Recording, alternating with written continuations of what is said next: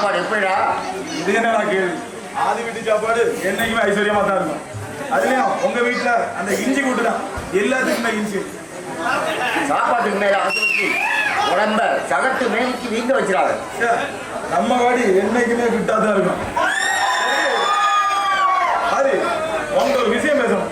என்னடா? என்ன விஷயம்? வேண்டாம், நாளைக்கு பேசணும். சொல்ல வந்த சொல்லுடா. நம்ம மித்ராவும் மதியம் அடிக்கடி வெளியே சந்திக்கிறதா போலீஸ்காரன் வந்து என்கிட்ட புலம்புறான். அதை நான் நம்புறேன்.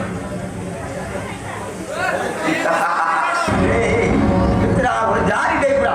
ஆமா, எல்லாருக்கும் சாஜமா அவ்வளவுதான். அவ்வளவுதான் நீ நிசாரமா விட முடியாது. ஆதி இன்டர்நெட் இமெயில் காலம் கலிகாலமாயி போச்சு. அதுதான் சொன்னேன். இந்திரா, அந்த மதிக்கு 47 வயசாச்சுடா.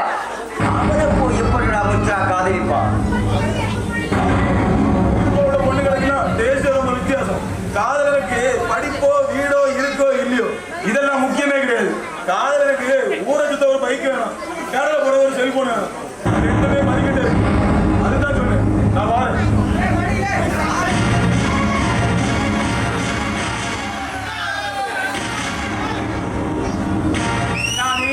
உன்னோட காவல் தெய்வம் வந்துட்டு போகும். ஏதாவது பிரச்சனையா? பிரச்சனைதான். ஆனா பிரச்சனை இல்லை. பாப்போம். உன் பிரச்சனை என்னன்னு நான் சொல்லட்டா?